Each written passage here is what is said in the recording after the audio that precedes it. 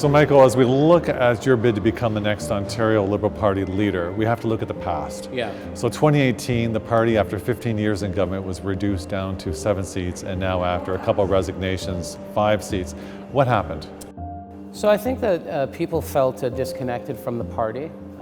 There's no question that there were many policies that were positive. Our track record in the environment and the economy, they were solid track records.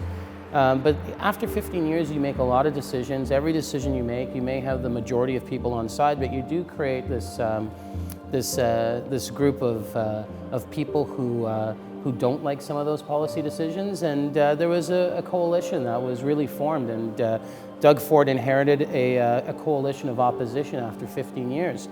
They were looking for someone different, someone new, and change is a very powerful thing. Now, there was obviously some major issues within the party in regards to policy, like the hydro sale, that people just did not agree with.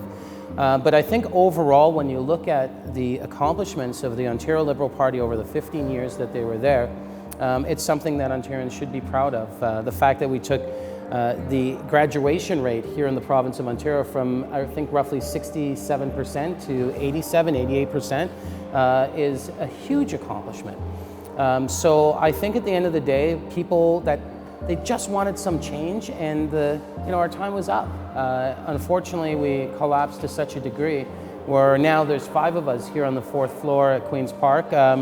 But I do believe that it's opened up a whole new opportunity to rebuild a party, actually to build a new party that's prepared to bring in policy and positions that are aligned with where people want to go today. And I think that's the opportunity at hand. So what kind of party does that look like? It has to be a modern party. It has to be nimble, efficient. It has to be able to connect with people on the ground. It has to figure out where people want to go and where Ontario as a whole has to go and its placement in the world. We see a lot of disruption and change with innovation and opportunity, not only regionally but globally. And I think it's important for us as Liberals to build a new party that is based on our old values, but redefining what it means to be a Liberal today. What does it mean to be a Liberal? When you say you're a Liberal, the big question is, what are you fighting for? Who are you fighting for? What's your vision for the future? This is our single opportunity to take advantage of the situation that happened back in June, how devastating it was to our party, but to do something completely different, because the same old will just not work anymore. And that includes changing the way we communicate with people, how we bring in ideas, and how we move forward as a party. So as a Liberal, what are you fighting for? So I still believe in the values of Liberals, so the collective. When we bring forward policy, it has to benefit the greater good. I believe that we have to open up more opportunity here in Ontario. For me, this has come down to a mission to unlock that opportunity that's in Ontario, because everywhere I go, I see missed opportunity. I see if it's a doctor who's foreign trained arriving in Ontario, a 7% chance he'll end up being a doctor. Or a farmer who's out there who can't connect to the internet to take advantage of, automation and GPS tracking.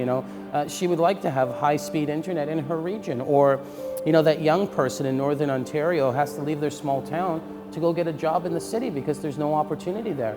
This is missed opportunity. I want that opportunity to be localized, to be regionalized, and to benefit the communities that people come from. And I think that as Ontarians, we have so much untapped potential that we have to unlock in order to build a better province and to be competitive in the global arena.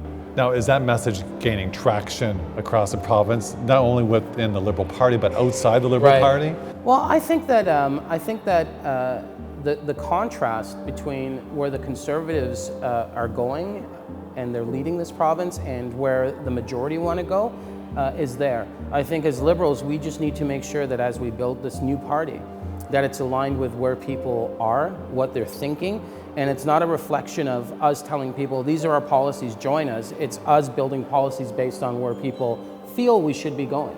So I think that's the big challenge we have in front of us. So when you're talking to Ontarians, what are some of those key policies that they disagree with that's coming out of the Ford government today?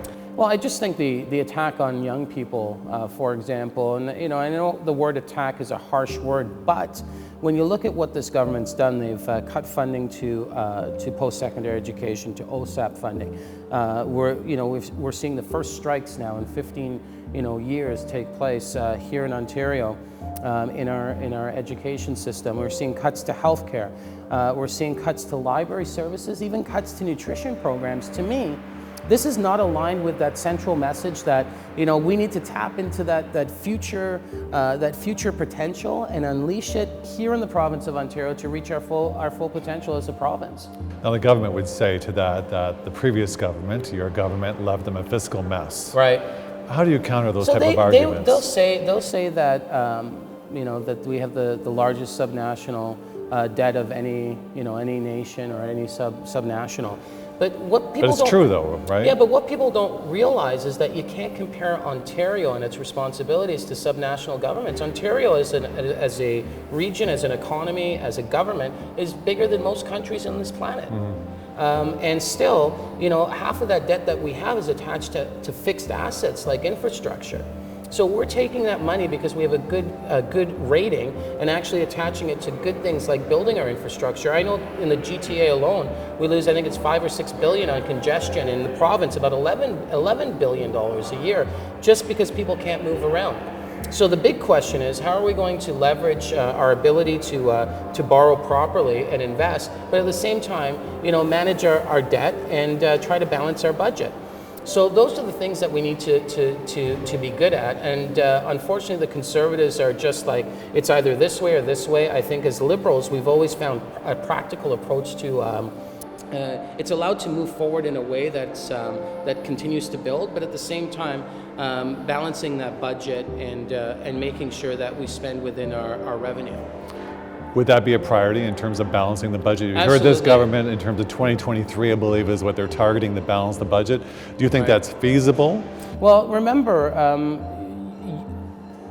in Ontario, taxes have not gone up in decades. I think Bob Rae was the last one to raise personal income taxes. So as Liberals in the last 15 years, we didn't raise provincial personal income taxes.